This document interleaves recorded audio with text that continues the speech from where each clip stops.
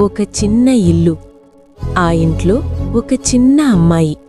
ఆమె ప్రపంచమంతా ఒక్క నాన్న మాత్రమే. గోడపై ఉన్న అమ్మ ఫోటో ముందు ఇద్దరూ నిశ్శబ్దంగా నిలబడేవారు.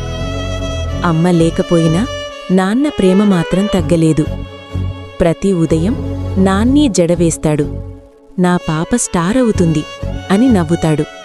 స్కూల్కి పంపే ముందు ఆమె నుదిటిపై చేయి పెట్టి ఆశీర్వదిస్తాడు. పొద్దున్నే కూలి పనికి వెళ్ళి ఎండలో చెమటోడ్చి పనిచేస్తాడు. అదన్నీ తన కూతురు కోసం. సాయంత్రం అలసిపోయి వచ్చినా ఆమె ఒక్క హగ్గుతో అతని అలసట అంతా మాయమవుతుంది. ఒకే ప్లేట్లో ఇద్దరూ భోజనం.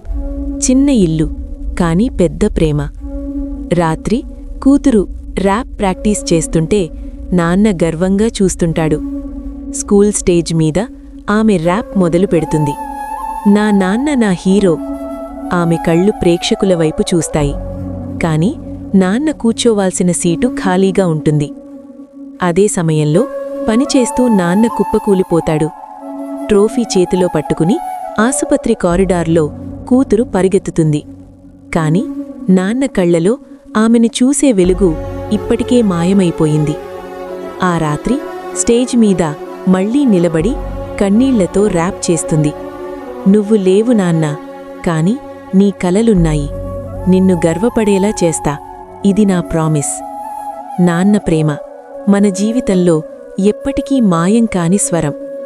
ఇలాంటి మరిన్ని భావోద్వేగ కథల కోసం KVS 9 క్రియేషన్స్ ఛానల్ను తప్పకుండా సబ్స్క్రైబ్ చేయండి.